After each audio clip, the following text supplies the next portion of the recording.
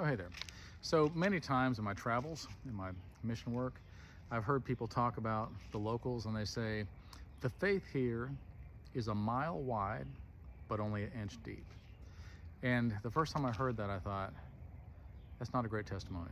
I don't want people to say that about me. In other words, a bunch of people are like, oh yeah, we're all Christians, but then their actions don't show it, okay?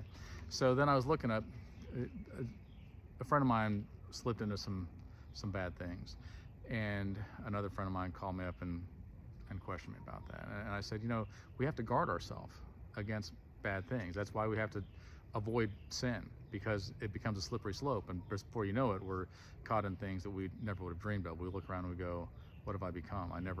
Nobody ever, when they're a kid, goes, what I want to do is be a heroin junkie when I grow up. Nobody thinks that. It happens little by little, and that's the way that it works. And so I was looking in Isaiah, and it says, these people honor me with their lips, but their hearts are far from me, because all that they do is just a religious ritual. It's just something that humans have taught each other, but your heart is not mine. And because of this, destruction will come. None of us want that, okay? But as we look around, we are living in a place worse than Sodom and Gomorrah. I mean, we point our fingers and condemn other people for doing things that everybody is doing or accepting or condoning. And we're in a bad place. So the rest of the chapter in Isaiah then says, you have everything flipped upside down. You think that the potter is like the clay. He says, the pot doesn't look at the potter and say, you don't know anything. It's the other way around. And we think we're going to get away with something. We think we're doing something in secret or whatever in the world it may be. But everything's going to come to light. And I guess what I'm saying here is this. Right now, you have the chance to make it right. Right now, you have the chance to go, I'm going to stand with God.